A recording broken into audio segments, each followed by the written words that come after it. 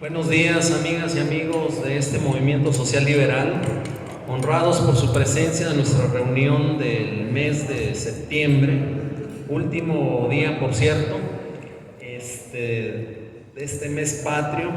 En esta ocasión tenemos el honor de recibir con nosotros al licenciado Alejandro Puerto Covarrubias. Le pedí o le solicité hace algunos días que me hiciera favor de enviarme su currículum vitae, y es un joven inquieto con una gran sensibilidad social que ha estado participando con el movimiento de la Cuarta Transformación desde hace ya bastantes años, desde revisando de acuerdo con la página que está en Zapopan del currículum vitae de nuestro invitado del día de hoy. Él cuenta con estudios de la licenciatura en estudios políticos y de gobierno de parte de nuestra alma mater, la Universidad de Guadalajara, y actualmente también se encuentra cursando la licenciatura en filosofía. Él tiene también una carrera técnica en diseño de sistemas computacionales y operador en paquetes ya por CTC. También él ha sido un impulsor de esta transformación que estamos viviendo en nuestro país, y esperemos que pronto ya la tengamos en nuestro estado. Desde el año 2012, cuando estuvo de representante suplente ante la Junta Local del INE, de la coalición en aquel entonces MC, PT, PRD, en el año 2012, cuando nuestro actual Ejecutivo Federal disputó la presidencia por segunda ocasión. Posteriormente fue jefe del Departamento de Estudios, fue participante de proyectos de investigación y análisis político con el jefe del Departamento de Estudios Ibéricos y Latinoamericanos en el año 2009-2014. También participó en análisis político en programas informativos en plataformas de internet, asesor en el Ayuntamiento de Guadalajara, jefe de oficina de la Coordinación Parlamentaria de Morena en el Congreso de Jalisco, para posteriormente pasar a ser candidato a regidor por el partido Movimiento de Regeneración Nacional en el proceso electoral del 2021. Actualmente él se encuentra como regidor de este municipio. También asimismo destaco la presencia de los representantes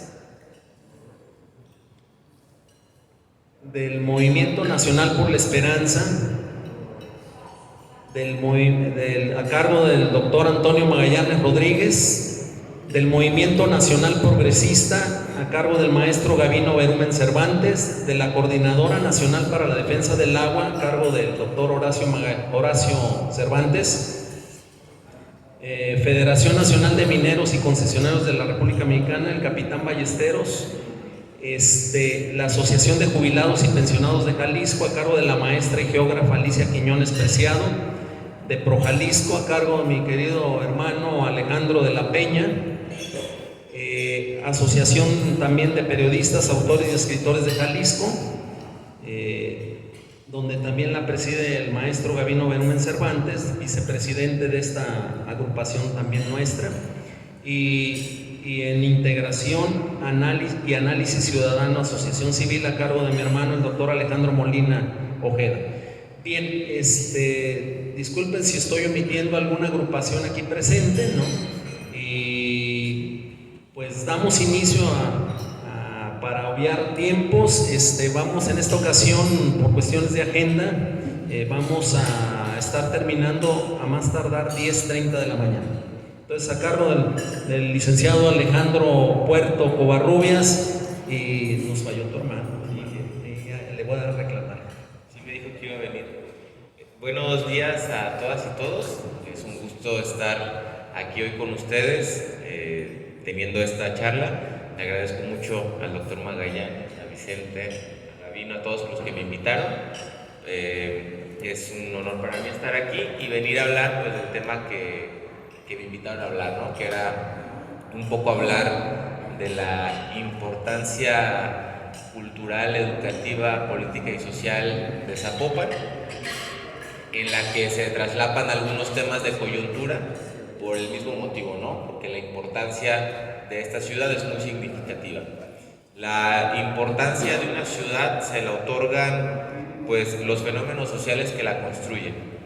En torno a Zapopan hay muchas afirmaciones que vemos todos los días en las noticias, que es la ciudad más poblada, la ciudad más grande, la que concentra mayor actividad económica en la zona metropolitana de Guadalajara, y eso se debe en gran medida a que durante muchas décadas Zapopan ha sido el centro de la mayor expansión demográfica que ha tenido la zona metropolitana, ¿no? Eso es un fenómeno que ocurre a partir de que Guadalajara se empieza a despoblar, pero que también tiene que ver con el fenómeno urbano en sí mismo, con la forma en la que una ciudad se construye o una ciudad va creciendo, ¿no? En la mayoría de las ciudades se hacen diversas estrategias para propiciar o planificar el crecimiento de las ciudades y a partir de eso destacar los aspectos culturales que la configuran.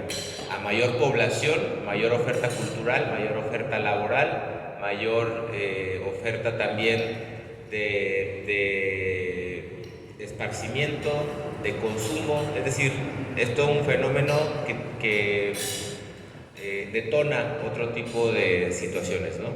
Sin embargo, para hablar de la importancia cultural, educativa y social de Zapopan, creo que es necesario primero, en lugar de hacer un recuento de nuestras tradiciones que también son cultura, hablar de cómo se ha ido construyendo la ciudad que conocemos ahora, ¿no? Zapopan actualmente es la ciudad más poblada de la zona metropolitana de Guadalajara, pero también es la que tiene más problemas. Es la que tiene más población, pero menos vivienda disponible o menos vivienda accesible. Genera mucha riqueza, pero también concentra los índices de pobreza más grandes de la zona metropolitana de Guadalajara, y eso no es una casualidad. Tiene mucho que ver con la forma en la que se fue construyendo el proyecto de ciudad que tenemos actualmente. Y hay un elemento central en esto, que es históricamente se pensó que Zapopan únicamente se reducía a la capacidad de crear libre empresa, a la capacidad de crear o a la capacidad de propiciar la iniciativa privada. Y eso provocó que los gobiernos redujeran su estrategia a un solo ámbito. Zapopan es una ciudad que ha crecido a base de incentivos fiscales o beneficios fiscales a la iniciativa privada, y eso ha tenido efectos secundarios muy nocivos, ¿no? Cuando los gobiernos centran su estrategia de ciudad únicamente en los beneficios fiscales, olvidan todo lo demás. Un beneficio fiscal puede ser útil, pero no puede centrar solo tu estrategia en eso, porque un beneficio fiscal propicia que la libre empresa crezca, que las pautas de acumulación de riqueza se den, incluso se agudicen, pero no le brindan a la gente un entorno seguro, ¿no? Y las ciudades deberían de estar construidas para ser habitables, cuidando pues que sean funcionales para las personas, que sean entornos multiculturales donde las personas quieran vivir, y que sean lo suficientemente grandes para crear riqueza. Y esos dos elementos en Zapopan se perdieron desde hace muchos años.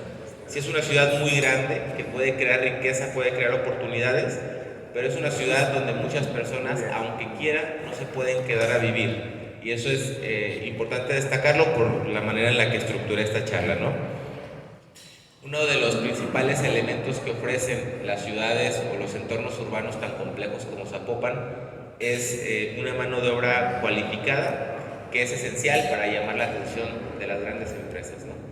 Las grandes empresas, al crear empleo, crean crecimiento económico. Sin embargo, un fenómeno que se ha detectado en Zapopan es que las empresas que se asientan en el municipio no se asientan por la mano de obra cualificada, sino precisamente por digamos, un conflicto que se da, o una lucha que se da entre las distintas ciudades por atraer inversión a través únicamente de incentivos fiscales. Para Zapopan esto es más grave porque la mayoría de centros educativos de relevancia o de prestigio internacional están en nuestra ciudad. Sin embargo, no retenemos a las grandes empresas a partir de lo que salen de nuestros centros educativos. Las retenemos a partir de los impuestos que les podemos perdonar o las facilidades fiscales que les podemos proveer, ¿no? Los beneficios fiscales sí ayudan en cierta medida, pero las mejores ciudades no los necesitan. Si ustedes se fijan en las ciudades que estamos acostumbrados a conocer como las ejemplares, que pueden ser Nueva York, Chicago o cualquier otra ciudad de relevancia como esas que llaman ciudades globales, no necesitan estos incentivos porque precisamente tienen una oferta cultural, laboral y de mano de obra muy cualificada. Y las peores ciudades, aún proporcionando incentivos fiscales, no consiguen nada. Y este es el caso de Zapopan, ¿no? En lugar del énfasis que se ha puesto en los beneficios fiscales, se debería centrar la estrategia política para construir una buena ciudad, en construir una ciudad en la que la gente quiera quedarse a trabajar, que atraiga talento con buenos sistemas de transporte sostenibles, con vivienda accesible y educación. El problema de todo esto es que mientras damos incentivos fiscales a la libre empresa o a las grandes empresas, va decayendo la calidad de vida en la ciudad. Las calles se inundan más, el transporte público es insuficiente, las ciudades son más inseguras, la ciudad es más oscura y cada vez fallan más los servicios públicos, como pueden ser la recolección de basura o la atención a las personas, ¿no? Este problema va aparejado precisamente con ser la ciudad más importante, porque es la que llama más la atención para vivir, es la que llama más la atención para invertir y es la que tiene la mayor cantidad de reservas urbanas en la ciudad, aquí en la zona metropolitana de Guadalajara. De ahí que para rescatar la importancia del municipio se deba de crear una estructura económica equilibrada para combatir la segregación y la polarización, que son dos fenómenos inherentes al desastre urbano que se está viviendo actualmente en Zapopan, ¿no? Esta segregación tiene que ver con que hay zonas para ricos y después el resto, ¿no? O también el fenómeno de los cotos cerrados, que limitan mucho las capacidades de integración de las personas y eso tiene una repercusión sobre cómo una sociedad se estructura. Y hoy tenemos ciudades amuralladas que generan sociedades que no tienen pautas de convivencia entre sí. Sin embargo, para que esta nueva estructura económica se pueda crear, es necesaria la intervención del gobierno, ¿no? Uno de los temas que nosotros defendimos desde que llegamos a la regiduría era tener una participación activa y determinante en todo lo que tuviera que ver con el desarrollo urbano, planteando algo que resultaba muy polémico decir en estos tiempos, ¿no? Nosotros les decíamos a las personas de Movimiento Ciudadano que el gobierno debería de ser el principal promotor del desarrollo urbano, porque mientras el gobierno se siguiera reduciendo a gestionar de manera pasiva los problemas del sector inmobiliario, no íbamos a tener ciudad. Y uno de los ejemplos más claros de eso ha sido la manera en la que han intentado resignificar o dar un significado distinto al centro histórico de Zapopan, desde una visión especulativa que trastoca mucho el entorno cultural, el valor histórico y artístico del centro de Zapopan y lo reduce únicamente a una oferta de vivienda, pero vivienda de lujo, vivienda exclusiva, que no es accesible para las personas de Zapopan, dado que no es accesible por su salario, ¿no? El salario promedio de Zapopan es de 8,000 pesos, entonces es muy difícil que una persona con ese salario acceda a un departamento de 6 millones de pesos, ¿no? Entonces, para generar una estructura equilibrada necesitamos que todas las partes de la ciudad interactúen entre sí, pero tiene que ser a través del liderazgo del gobierno, y para ello es necesario que un porcentaje significativo de la vivienda que se construye en Zapopan, que además es mucha, sea de carácter social, y que esté en todas las áreas de la ciudad. Hoy tenemos una ciudad que respeta mucho los espacios para las personas que buscan el lujo, que buscan algo más de elite, un entorno más, como se le conoce coloquialmente, más gentrificado, algo donde no convivan expresa o directamente con la pobreza. Es decir, hoy en día tenemos espacios de la ciudad que están estructurados a partir de las tasas de ganancia. Quien gana mucho solo convive en un tema de vivienda con quien gana igual o más que él, y quien no gana nada está segregado a la periferia con personas que viven su misma situación.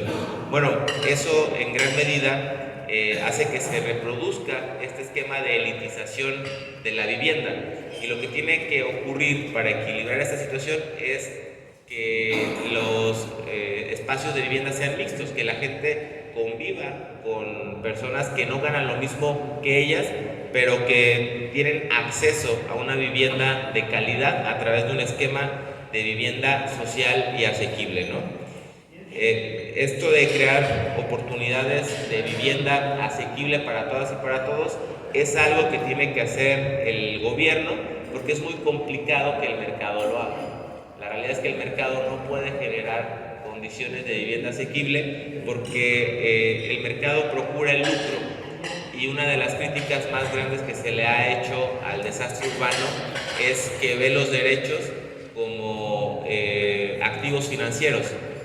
En este caso, a la vivienda, en lugar de vérsele como un derecho para las personas, para quien no tiene acceso a la vivienda y pueda acceder a él, pues se le ve como un activo financiero, y luego tenemos grandes poseedores de vivienda que la tienen desocupada, únicamente ahí guardada para que se esté revalorizando, y eso hace que se encarezca el precio de la vida aquí en el municipio, ¿no? La mayor cantidad de vivienda que hay en Zapopan, por ejemplo, este es un tema que casi no se ha obviado mucho, no es construida por inmobiliarios, es construida, como la mayor parte de la vivienda del país, a través de la autoconstrucción. Es decir, la mayoría de personas en este país construimos nuestra propia casa. Sin embargo, quienes encuentran el apoyo o el respaldo del gobierno son los inmobiliarios, porque son quienes tienen acceso a los terrenos de mayor plusvalía, de mayor valor, y las personas tienen que encontrar terrenos que no están que no cuentan con la certeza jurídica necesaria para convertirse en un verdadero patrimonio o en una verdadera vivienda, ¿no? Y esto se debe a que la lógica que impera es que lo valioso de la vivienda no es que brinde protección, sino que puede tomar más valor conforme vaya pasando el tiempo. Este es el fenómeno de la especulación, y ese fenómeno ha roto la importancia cultural, artística, política y social de Zapopan. Les pongo un ejemplo. En Plaza Arcos, donde hoy se está construyendo un museo, era una plaza pública en copropiedad con algunos privados. Los privados tenían algunos locales, el municipio tenía otra parte de la plaza, ¿no? Y ahí pasaron dos fenómenos. El primero es un fideicomiso que ahorita voy a explicar, y el segundo es cómo se violentaron diversas disposiciones sobre el valor histórico del centro del municipio, ¿no? Ese edificio se construyó violentando las reglas elementales de los cambios de uso de suelo. Realmente el cambio de uso de suelo es presumiblemente ilegal, la licencia de construcción se entregó fuera de la norma. Sin embargo, lo que prevaleció fue la lógica de especular con el entorno residual de la línea 3 del tren ligero. Cuando se construyó la línea 3 del tren ligero, uno de los temas que con mayor sigilo se manejó fue la ubicación de las estaciones, precisamente para que nadie pudiera especular con ellas, porque si yo me enteraba dónde iban a estar las principales estaciones, yo lleno de Oxxos, lleno de 7-Eleven, y entonces tengo una ventaja. Aquí lo que pasó es que Pablo Lemus sí tuvo acceso a información privilegiada, y a partir de esa información privilegiada es que se decide desincorporar Plaza Arcos y construir ahí dizque un departamento, dizque un museo, pero realmente lo que se está construyendo es una torre de 9 pisos con departamentos muy costosos y que van a terminar por ahuyentar el comercio y la vivienda de Zapopan, del centro de Zapopan, porque va a encarecer mucho el costo de vida. Ese edificio no debería de estar ahí. Y entonces, en un amparo que presenté, en un debate, me dice el abogado de sindicatura que el INAH no tuvo ninguna observación al respecto, que no se estaba violentando ningún aspecto del valor histórico del municipio. Y entonces yo le recordé algo, no sé si ustedes, bueno, Plaza Arcos es Laureles y Avenida Hidalgo, ahí donde está el Gómez Farías. Bueno, ahí antes había un McDonald's, no sé si se acuerdan. Bueno, ese McDonald's tenía un anuncio, y ese McDonald's casi lo cierra el INAH porque les dijo que el anuncio que tenía no debía pasar la altura de los arcos de Zapopan. Entonces hay un antecedente previo de que el INAH sí cuidaba el patrimonio histórico. Entonces obligan a McDonald's a bajar su anuncio. Y ahora tenemos una torre de departamentos que tapa por completo los arcos, tapa por completo la basílica, que está hecho de materiales prefabricados, que no le va a dejar ningún valor histórico al municipio en pleno centro, ¿no? Y eso es consecuencia de la especulación, porque entonces ya no se trata de dejar un valor artístico o histórico a la ciudad, sino únicamente crear ganancia o crear dinero a partir de la especulación, de la información privilegiada y del control que se tiene sobre las distintas regulaciones o la planeación urbana.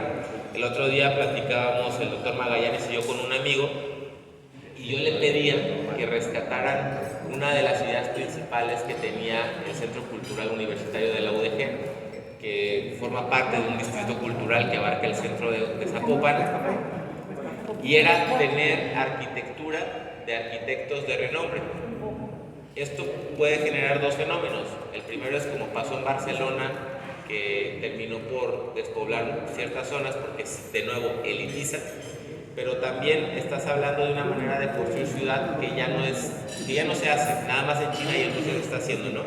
Y que es que esta arquitectura de autores puede generar espacios públicos efectivos de mayor calidad, pero también dejarle a la ciudad un legado artístico, un legado cultural, un legado que ya no se está teniendo hoy en día precisamente por la arquitectura de prefabricados. Y bueno, Plaza Arcos no es una casualidad, tiene que ver en cómo el afán de lucro o la mercantilización constante de la ciudad socavan la importancia cultural, histórica, política y educativa del municipio. Esa plaza se logra desincorporar a través de un fenómeno o a través de un instrumento muy interesante, la verdad, pero a mí me parece muy perverso. No sé si están familiarizados con el FIBA, un fideicomiso que se hizo para vender las playas de lo que ahora es Nuevo Vallarta. Bueno, esos fideicomisos lo que hacen es propiciar que se pueda crear propiedad privada en espacios públicos. Es un esquema un poco complejo, pero como esos fideicomisos se rigen a través de un consejo, Entonces lo que hacen es que los municipios meten terrenos públicos a estos fideicomisos, después el consejo es el que decide qué hacer con esos terrenos y a través de un cambio de clausulado ya permiten que se vendan. Es una triangulación, es mucho más complejo, lo estoy diciendo de manera muy resumida, pero así también es como se hizo el esquema especulativo en torno a la ciudad creativa digital. Estos fideicomisos están hechos precisamente para rematar terrenos estratégicos del gobierno. Y en el caso específico de Plaza Arcos, pues fue algo así lo que ocurrió, porque ahí también hay un fideicomiso, porque es copropiedad con privados. Y lo único que sucede es que en algún punto a alguien se le ocurre que hay que vender, pero desde antes a alguien se le ocurrió meter esos terrenos en un fideicomiso porque el esquema es prediseñado. El esquema es anterior al proceso precisamente de venta, ¿no? Entonces, ¿a qué voy con todo esto? A que la importancia del municipio está en una encrucijada, porque por un lado, mientras la ciudad sigue creciendo, seguimos siendo el centro cultural, económico y tecnológico más importante de Jalisco. La mayor cantidad de estudiantes de educación media superior y superior están en Zapopan. La mayor oferta cultural en cuanto a conciertos, en cuanto a eventos de teatro, de exposiciones de arte cinematográfica, está en Zapopan. La mayor cantidad de PIB, más bien el PIB agroalimentario factura en un 90% en Zapopan. Y así pasa con distintos sectores, ¿no? Entonces,